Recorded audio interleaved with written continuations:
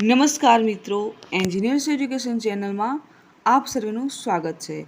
તો મિત્રો, આજે આપણે ધોરણ 8નો વિષય ગુજરાતીનું પ્રકરણ 2 સાયકલ સવારીની ખાટી મીઠી ભણીશું. તો બાળમિત્રો, આ એક સ્મરણ કથા છે જેના લેખક છે મનસુખ સલ્લા. તો આપણે સૌપ્રથમ લેખકશ્રીનો પરિચય મેળવીએ. તો મનસુખ સલ્લાનો જન્મ અમરેલી જિલ્લાના નેસડી ગામમાં થયો હતો. તેમના માતાનું નામ વિમળાબહેન અને પિતાનું નામ મોહનલાલ છે. તેઓ લોકભારતી સંસ્થામાં આચાર્ય પદે રહ્યા હતા. હૈયે પગલો તાજો, માણસાઈની કેળવણી અને અનુભવની એરણ પર તેમના જાણીતા પુસ્તકો છે. તેમણે સાહિત્ય અને શિક્ષણ વિષયક અનેક પુસ્તકો લખ્યા છે. તેમને નર્મદ સુવર્ણચંદ્રક પ્રાપ્ત થયો છે. તો મિત્રો, હવે આપણે આ પાઠનો થોડો પરિચય મેળવીએ. તો સાયકલ સવારીની ખાટી મીઠી એક સ્મરણ કથા છે, જેમાં આજથી 50 કરતાં પણ વધુ વર્ષ પહેલાં સાયકલની કેવી નવાઈ હતી અને સૌને તેનું કેવું તો ગેલું હતું તે વિશે રોચક વર્ણન કરવામાં આવ્યું છે. સાયકલ ચલાવતા શીખવાના અનુભવ ઘણા જ રમૂજ, પ્રેરક અને રસપ્રદ છે. લેખક આખું શબ્દચિત્ર રચે છે, જેમાં આપણે અનાયાસે જોડાઈ જઈએ છીએ. તો હવે મિત્રો, આપણે આ પાઠ જોઈશું. તો આજની ઉગતી પેઢીને ટુ વ્હીલર ચલાવવાની નવાઈ નથી, પરંતુ 55 વર્ષ પહેલાં અમને સાયકલની નવાઈ હતી. બહાર ગામથી કોઈ સાયકલ લઈને આવે તો અમે આશ્ચર્યમુગ્ધ થઈને નિહાળતા. અત્યારે નાના છોકરા હોય તો તરત સાયકલ આવી જાય ઘરમાં કે બેબી બાબા માટે આપણે સાયકલ લાવીએ, હા લાવો ના લો. અને પહેલાં સાયકલ ગામમાં આવે, કોઈ છોકરા જોડે હોય કે કોઈ મહેમાન લઈને આવી હોય તો બધા એની આજુબાજુ ફરે રાખતા કે હા સાયકલ નવી આવી, કેવી, આ કેટલો પૈસાવાળો, આ કેવું, બહુ બહુ માનવા આપવામાં આવતું એમ. સાયકલ ઉપર બેસવાનું મારું પહેલું વહેલું સ્મરણ મારા કેશુમામા ચલાળાથી સાયકલ લઈને આવ્યા હતા અને મને આગળના દોડિયા પર બેસાડી આખા ગામમાં ફેરવ્યો હતો તેનું છે. બજારથી નદી, નદીના પાળેથી ખળાવાડ થઈ પાદર, પાદરથી ઊભી બજાર થઈ ઘેર પહોંચ્યો હતો. ત્યારે પૃથ્વી પ્રદક્ષિણા કરી હોય તેવો આનંદ થયો હતો. લોખંડના દાંડિયા પર બેસવાનું કંઈ અનુકૂળ નહોતું, છતાં દુઃખ કળાતું નહોતું. કેમ કે દુઃખ એમ, લોખંડના સળિયા પર બેસવું ફાવતું નહોતું, પણ છતાં પણ લેખક બેસતા કે આનંદ હતો, કારણ કે એક અદ્ભુત તક મળી હતી. આવી તક વારંવાર સાયકલ પર બેસવાની કવિને કેમ મળત નહીં, એટલે દાંડિયા ઉપર પણ બેસીને સાયકલનો એક ફેરો લઈ લીધો એમ. સમવયસ્કોમાં હું ભાગ્યશાળી ઠર્યો હતો. જે મિત્રો હતા એમાં હું નસીબદાર ઠર્યો હતો કે સાયકલ પર બેસીને આખું ગામ ફરવાનું મળ્યું હતું. એકો ન રમતે એવું શ્લોક વાક્ય પછીથી જાણ્યું, પરંતુ સૌને મારી તકની ખબર પડી જોઈએ, એટલે કોઈ આડું નહોતું કે સામે નહોતું. તોય મેં આખરે રસ્તે ઘંટડી વગાડ્યા કરી. આખા રસ્તે શું કર્યું લેખકે? ઘંટડી વગાડ્યા કરી, એટલે બધાનું ધ્યાન એમના તરફ આકર્ષાય એમ. સૌને ખબર તો પડવી જોઈએ કે મારું મહાભાગ્ય કેવું હતું. સાયકલ રમરમાટી કરતી દોડતી હતી. નદીના પાળા પછીના ઢાળમાં તો હું પેટમાં શેડા પડી ગયા હતા. વચ્ચે વચ્ચે હવાથી આંખો બંધ થઈ જતી. એટલીક મામા જે કેશુમામા હતા એ ફૂલ ચલાવતા સાયકલ, તે આંખો બંધ થઈ જતી. પેટમાં જે રીતે આપણે આ ચકડોળમાં બેસીને જે આપણને આમ અલગ અનુભવ થાય, એવો અનુભવ લેખકને આ સાયકલમાં થતો હતો. પણ ઘંટડી વગાડવાનું ભૂલાયું ન હતું. આંખો બંધ થઈ જતી લેખકની, છતાં પણ તે ઘંટડી તો વગાડી જ રાખતા. એ અનુભવ એવી ઉત્સુકતા ભર્યો હતો અને રોમાંચક હતો કે કેશુમામા બપોર પછી ગયા ત્યાં સુધીમાં સ્ટેન્ડ પર ઊભી કરેલી સાયકલના દાંડાને, ઘંટડીને અનેકવાર અડી લીધું હતું. પેન્ડલને અવળો આટો ફેરવ્યો હતો. એનો આનંદ જ કોઈ વાર હતો. પછી દિવસો સુધી સાયકલ પર બેસવાનો આનંદ ભાઈબંધો આગળ વાગોળ્યો હતો. એમાં અતિશયોક્તિ અલંકારની અતિશયતા કઠિન હતી. એટલે કે વધારાનું પણ મેં જે કહ્યું હતું એ મતલબ કંઈ એવું અઘરું ન પડ્યું હતું, કઠિન હતું કે અઘરું નહોતું પડ્યું. અમારો બટુકો માટે આશ્ચર્યલોક ત્યારે ખુલ્યો જ્યારે સાવરકુંડલાના એક વહોરાજીએ ગામમાં સાયકલ સ્ટોર ખોલ્યો. એમાં એક સાથે 10 સાયકલ મુકાઈ. આટલી બધી સાયકલ! એમાં એક ગમતી મીઠાઈ જેવી બેનાની સાયકલ હતી. એકેય સાયકલ નવી નહોતી. કુંડલામાં વપરાઈને ઉતરી ગયેલી આ સાયકલો હતી. જે કુંડલા જે છે ગામ, મતલબ કે જે શહેર છે, એમાં જે વપરાઈને જે મતલબ કે સાવ જૂની થઈ ગયેલી હતી એવી સાયકલો વહરાજી હતા એ ગામમાં લઈને આવેલા ને સ્ટોર ખોલેલો હતો. પણ દરેક સાયકલનું એકાદ અંક તો ગવાયેલું જ હોય છે. એટલે ચલાવતી વખતે વાતમાં એને વાંકવું પડે. મોટી સાયકલો ભાડે જાય પણ એક સાથે નહીં. નાની સાયકલો તો સવારથી સાંજ સુધી એક પણ નવરી ન પડે.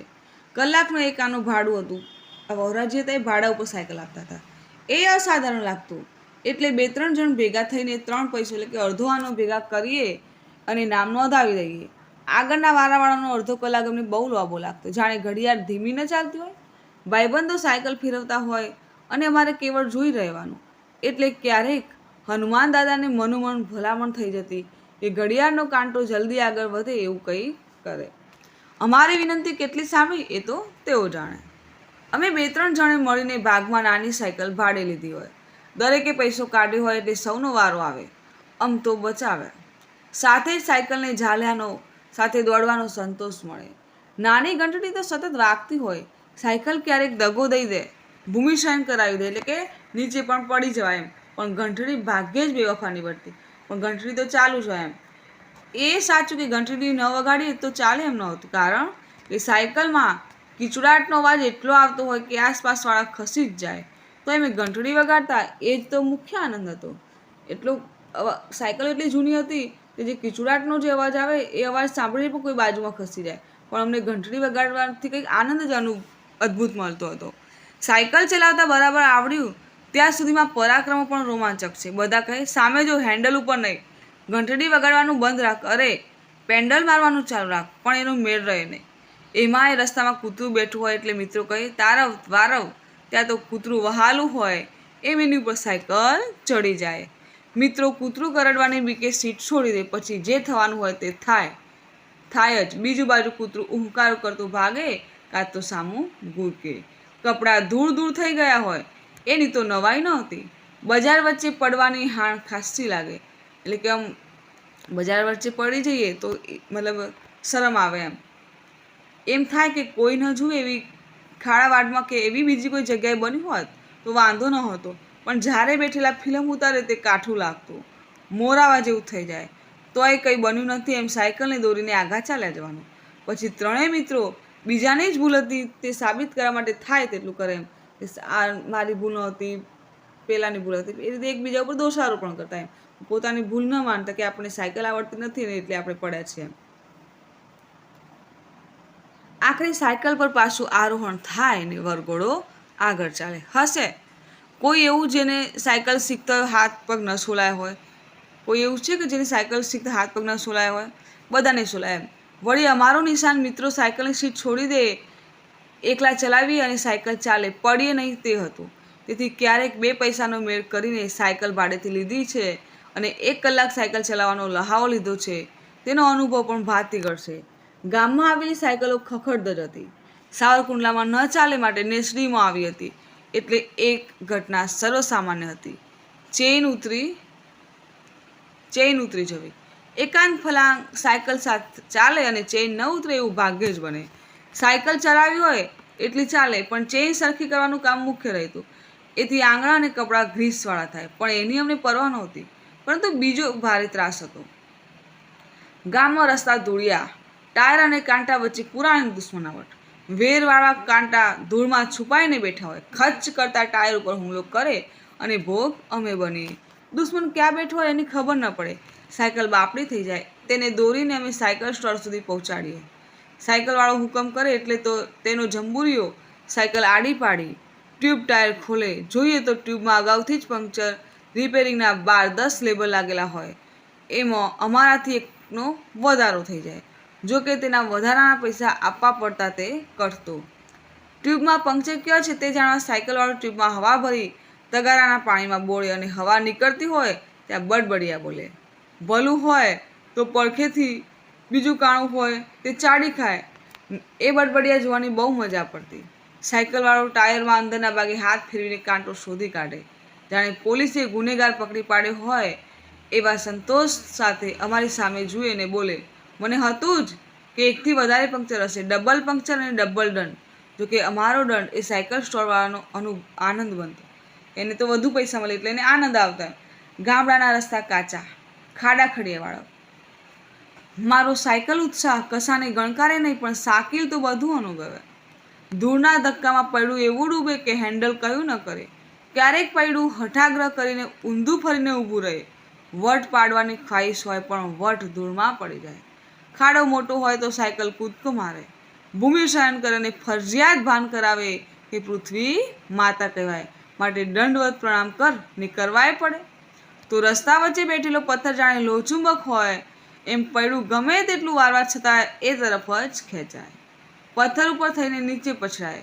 પછી 2-3 ઘટના બને. કાં તો થોડું ઓચકો ખાઈને આગળ ચાલવા માંડે, કાં આંડું થઈને સાયકલને અટકાવી દે, કાં પૈડું એવું બાકું થાય કે સાયકલ અને સવાર બે બિચારા બનીને આવશે અને એ ગમે તે દિશામાં ફેંકાઈ જાય. આસપાસના ઊભેલા સંભળાવે ખરા. જોઈને ચાલતો હોય તો? હા ભાઈ હા, જોઈને ચલાવી હતી પણ પૈડું માને તો ને. સાયકલની આડોડાઈ પણ જેવી તેવી નહીં. સામેથી ભેંસ આવતી હોય, બાજુમાં રસ્તો ખુલ્લો હોય, આપણને થાક કે આ જરાક તારવી લીધું કે પતી, પણ આપણું ધાર્યું બધું ક્યાં થાય છે? ભેંસની અક્કલ હોય તો ને. એ તો મારી બાજુ જ વળે. તે આગળ વધતી જાય અને મારી મૂંઝવણ વધતી જાય.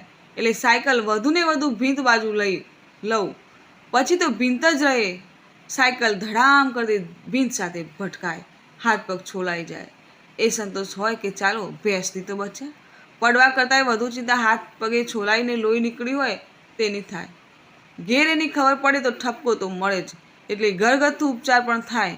ત્યારે ક્યાં ખબર હતી કે ધૂળમાંથી સેપ્ટિક થાય છે. શું કરે, લોહી આવે તો ધૂળ ચોંટાડી દે એમ. હાથમાં કોળી ધૂળ લઈ હથેળીમાં હલાવતા હલાવતા સાથે ઝીણી ધૂળ રહે તેને વાગેલા ભાગ ઉપર લગાવી દેવાની.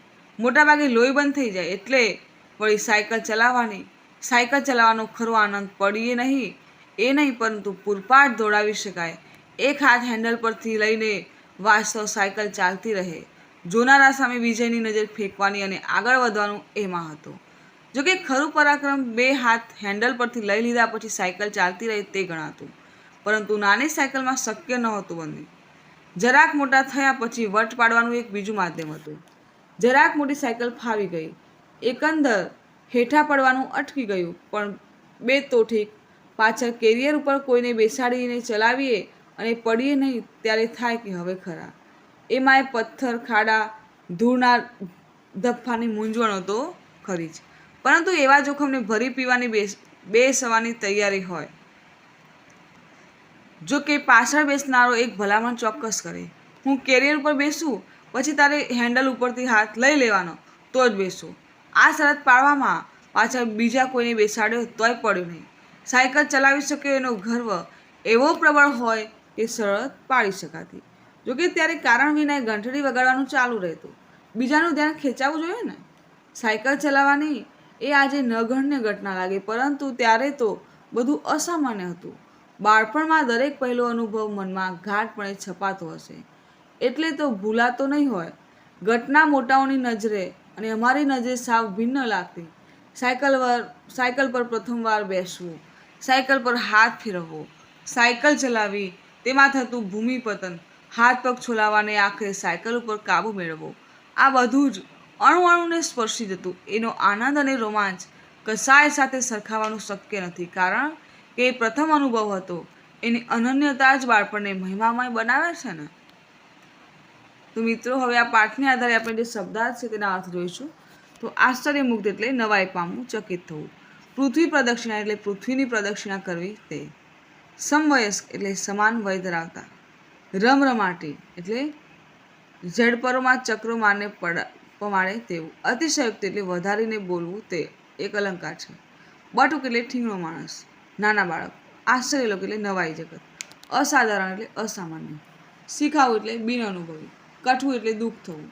બેવફા એટલે બેઈમાન. કીચુડા એટલે કીચુડ કીચુડ એવો અવાજ. હાણ એટલે હાનિ, નુકસાન. આરોહણ એટલે સવારી કરવી તે. વરઘોડો એટલે કોઈ સરઘસ. જંબુર એટલે નાનો છોકરો. સાયકલ રિપેરિંગ કરવાવાળાનો સહાયક. પંચર એટલે ટાયર ટ્યુબમાં કાણું પડવું. ધફ્ફો એટલે માટીનો ઢગલો. હઠાગ્ર એટલે હઠપૂર્વકનો આગ્રહ. અવસલાચાર એટલે આડોડાઈ, આડાઈ, વાંકાપણું, હઠ. ભીંત એટલે દિવાલ. ઘરગથ્થુ એટલે જેની ઉત્પત્તિ કે વપરાશ ઘરમાં જ હોય તેવું. સેપ્ટિક એટલે સૂક્ષ્મ જીવોનો ચેપ લાગેલો, પરરુવાળો. ગર્વ એટલે ગુમાન, અભિમાન. પ્રબળ એટલે અત્યંત. હવે આપણે રૂઢિપ્રયોગના અર્થ જોઈએ. તો વાતમાં વાંકું પડવું એટલે માઠું લાગવું. દગો દેવો એટલે વિશ્વાસઘાત કરવો, છળકપટ કરવું. ફિલ્મ ઉતારવી એટલે અહીં પાઠમાં છે કે ફજેતી થવી એમ. બાપડું થઈ જવું એટલે ગરીબડું કે રાખ થઈ જવું. વટ પાડવું એટલે રોપ જમાવવું. ભરી પીવું એટલે ન ગાંઠવું, ન ગણવું. એ શબ્દ સમૂહ માટે એક શબ્દ જોઈશું. તો ખડું કરવાની જગ્યાએ એટલે ખડાવાડ. રોમાંચ પ્રમાણે તેવું એટલે રોમાંચક. જમીન ઉપર સૂવું તે એટલે ભૂમિશયન. ગણનામાં ન લેવા જેવું તો ન ગણ્ય. સમાન વય ધરાવતું સમવયસ્ક. લોખંડને આકર્ષવાના ગુણવાળું એક દ્રવ્ય એટલે લોહચુંબક. સાધારણ નહીં તેવું અસાધારણ. જેનું મૂલ્ય રૂપિયાના 16મા ભાગ જેવું છે તે એટલે આનું. હઠપૂર્વકનો આગ્રહ, અઠાગ્રહ. છાબડા ગાંઠનું લોઢાનું એક પાત્ર એટલે તગારું. જેની ઉત્પત્તિ કે વપરાશ ઘરમાં જ હોય તેવું એટલે ઘરગથ્થું. તો મિત્રો, હવે આ પાઠને આધારે આપણે સ્વાધ્યાયના પ્રશ્નોના જવાબ મેળવીશું. તો પ્રથમ પ્રશ્ન છે કે તમને કેવી સાયકલ ગમે? તો મને તો એવી સાયકલ ગમે જે ચલાવવામાં આરામદાયક હોય, રંગબેરંગી હોય અને જેમાં ઘંટડી જોરથી વાગે. પ્રશ્ન 2, તમે સાયકલ ચલાવતા કેવી રીતે શીખ્યા હતા કહો? તો મેં મારા પપ્પા પાસેથી સાયકલ શીખી હતી. પહેલાં તેઓ પાછળથી પકડતા અને પછી ધીમે ધીમે છોડી દેતા. પડી પણ ગયો હતો, પણ મજા આવી. પ્રશ્ન 3, તમારી સાયકલની રસ્તામાં પંચર પડી ગયું હોય તો તમે શું કરશો? તો જો પંચર પડે તો હું પહેલાં તો મારા મિત્રને બોલાવીશ અથવા પપ્પાને ફોન કરીશ, પછી પંચરવાળા અંકલ પાસે જઈશ. પ્રશ્ન 4, સાયકલની બ્રેક ન લાગે ત્યારે સાયકલની ગતિ અટકાવવા તમે શું કરો છો? તો બ્રેક ના લાગે તો હું પગથી ઘસડીશ અને ધીમે ધીમે સાયકલને રોકીશ, પણ ધ્યાન રાખવું પડે. પ્રશ્ન 5, સાયકલ ચલાવતી વખતે શી કાળજી લેશો? તો સાયકલ ચલાવતી વખતે હું ટ્રાફિકના નિયમોનું પાલન કરીશ, આજુબાજુ જોઈને ચલાવીશ અને ધ્યાનપૂર્વક ચલાવીશ. પ્રશ્ન 6, તમે સાયકલનો ઉપયોગ ક્યાં ક્યાં કરો છો? તો હું સાયકલનો ઉપયોગ શાળાએ જવા માટે, મિત્રો સાથે ફરવા માટે અને નજીકના કામો માટે કરું છું. પ્રશ્ન 7, સાયકલ ચલાવવા માટે ક્યારે ક્યારે વધારે બળ લગાવવું પડે છે? તો જ્યારે રસ્તા પર ચઢાણ હોય, પવન સામેથી આવતો હોય અથવા કોઈને પાછળ બેસાડ્યો હોય ત્યારે વધારે બળ લગાવવું પડે છે. પ્રશ્ન 8, સાયકલ સરળતાથી ચાલે એ માટે તમે શું કરશો? તો સાયકલમાં હવા બરાબર ભરી રાખું છું અને તેને સમયસર સાફ કરું છું. પ્રશ્ન 9, તમે ક્યારે સાયકલ પરથી નીચે પછડાયા છો? તો હું એકવાર સાયકલ ચલાવતા પડી ગયો હતો, કારણ કે રસ્તામાં ખાડો હતો અને મેં ધ્યાન ન આપ્યું, પણ મને વધારે નહોતું વાગ્યું. પ્રશ્ન 10, તમને સાયકલ કોણે લાવી આપી હતી, ક્યારે? તો મને મારા પપ્પાએ મારા જન્મદિવસ પર સાયકલ લાવી આપી હતી. તે મારી સૌથી પ્રિય ભેટ છે. આગળ જોઈશું. પ્રશ્ન 2, ઉદાહરણ મુજબના શબ્દો શોધો અને તેનો અર્થ લખો. જો ઉદાહરણ છે લઘુલક, તો છેક પાસે અથવા અડીને, એ તે મનોમન. તો આપણે મનોમન એટલે શું થાય? તો એકબીજાનું સરખું મન. બીજું તસતસે એમ, તંગ, તો એનો અર્થ થશે ચપોચપ. પછી છે ભારોભાર. ભારોભાર તો ભારની બરોબર, સમતોલ. વગર પૂછી કે કરે પરબારું, તો બારોબાર. અડોઅડ તો લઘુલઘ, એકબીજાને અડીને જોડાજોડ. આગળ જોઈશું. પ્રશ્ન 3, સ્થાનિક ભાષાના શબ્દના અર્થની ધારણા કરો અને સાચા શબ્દ સામે સાચાની નિશાની કરો. તો પ્રથમ છે રમરમાટી. તો રમરમાટી એટલે ખૂબ ઝડપી, ચીલઝડપ કે જોશભેર. તો રમરમાટી એટલે ખૂબ ઝડપી, તો એની આગળ આપણે સાચાની નિશાની કરીશું. બીજું હામ. હામ એટલે હાર, હાનિ કે હિંમત. તો હામ એટલે હિંમત, તો હિંમતની આગળ આપણે સાચાની નિશાની કરીશું. ત્રીજું દફો. દફો એટલે ધોખો, ધરો કે માટીનો ઢગલો. તો દફો એટલે માટીનો ઢગલો, તો એની આગળ આપણે સાચાની નિશાની કરવાની છે. 4, ભીંત. ભીંત એટલે દિવાલ, ભીતિ કે ભીતર, તો ભીંત એટલે દિવાલ, તો દિવાલ આગળ આપણે સાચાની નિશાની કરીશું. 5મો શબ્દ છે પંસર. પંસર એટલે પંસારી, પસારું કે ટાયર ટ્યુબમાં કાણું પડવું. તો પંસર એટલે ટાયર ટ્યુબમાં કાણું પડવું, તેની આગળ આપણે સાચાની નિશાની કરીશું.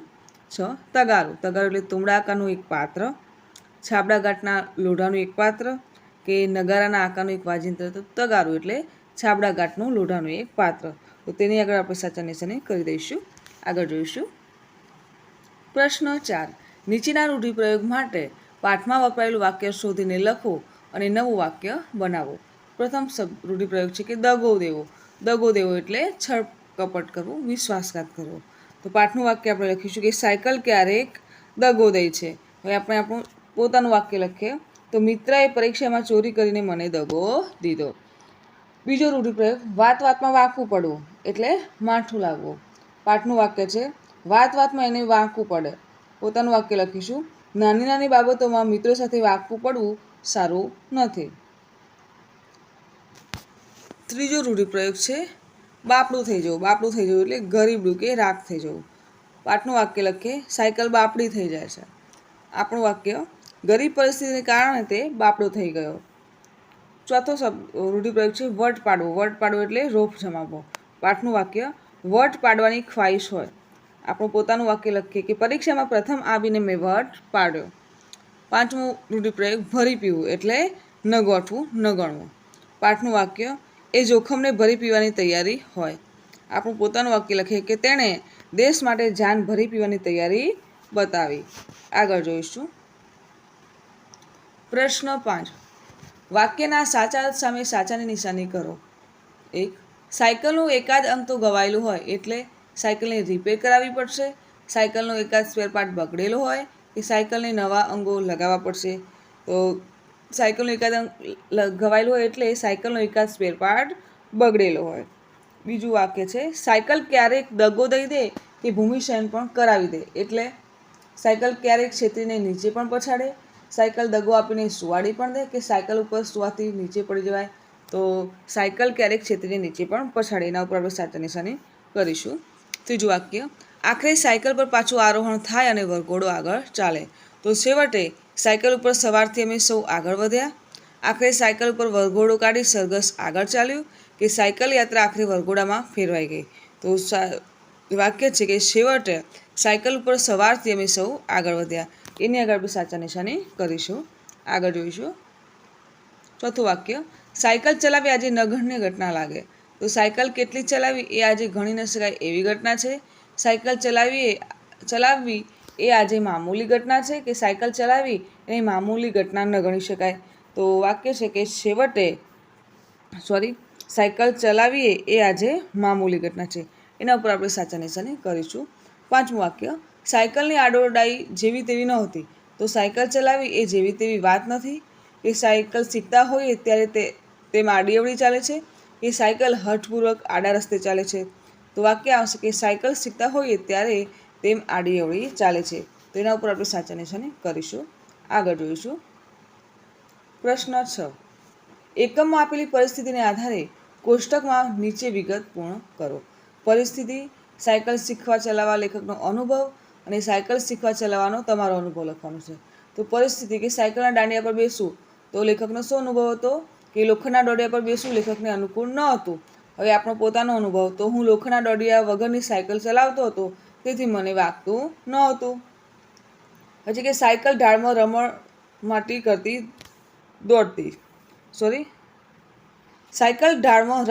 કરતી દોડતી.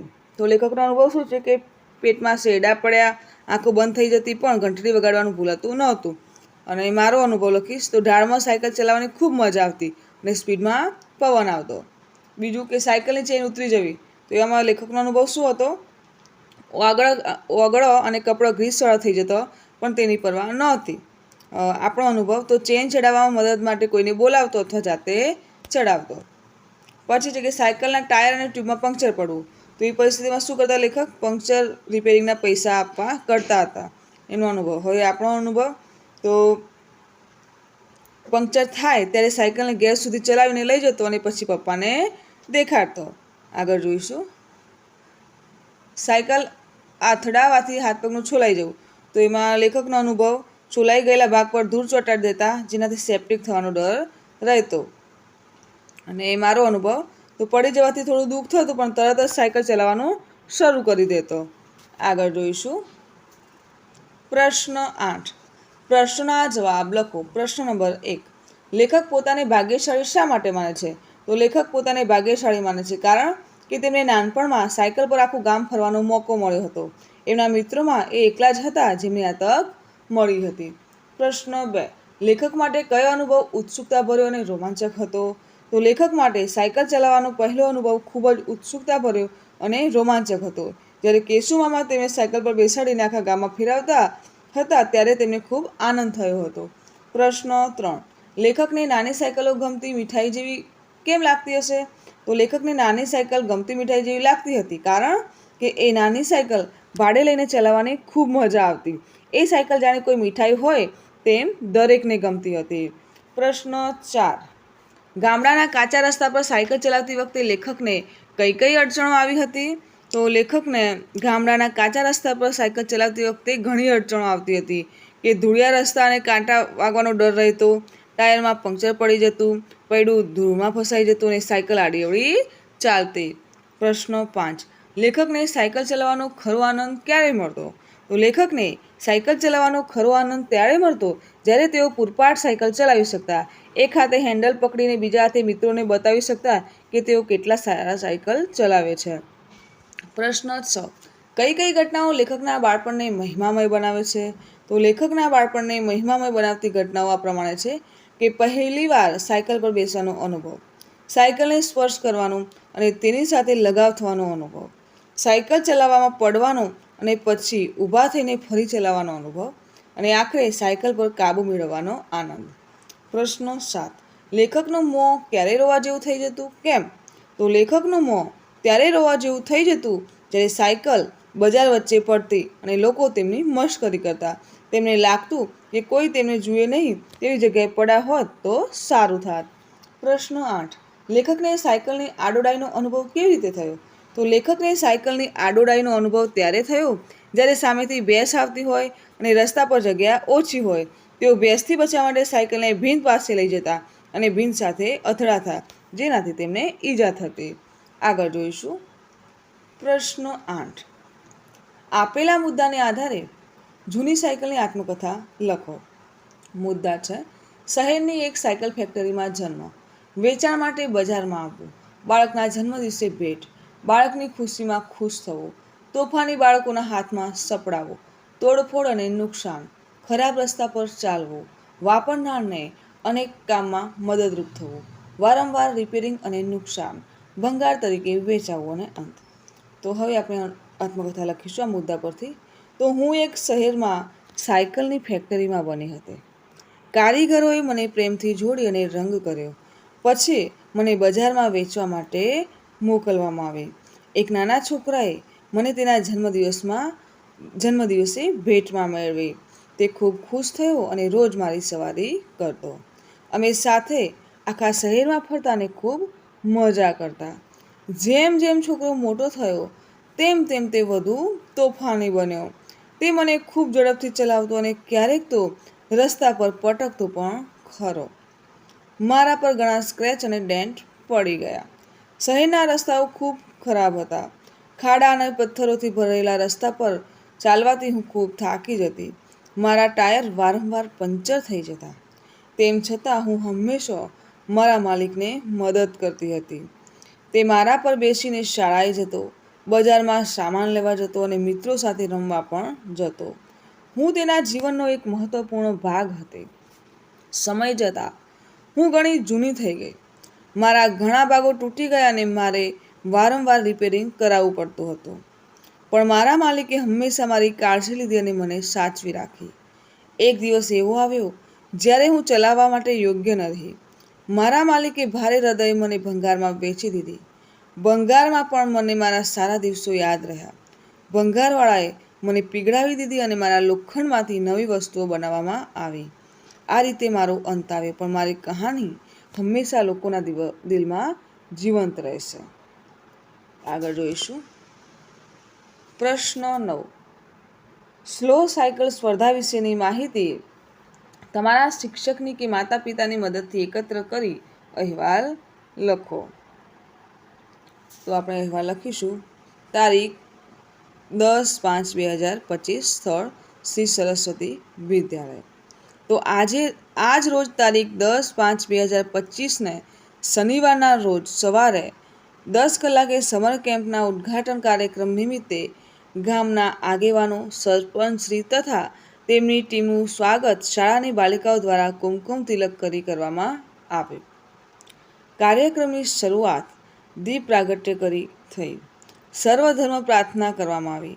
ત્યારબાદ આમંત્રિત મહેમાનો દ્વારા સમર કેમ્પને ખુલ્લો મૂકવામાં આવ્યો, જેની અંતર્ગત વિવિધ પ્રવૃત્તિઓ તેમજ રમતોનો સમાવેશ કરવામાં આવ્યો હતો.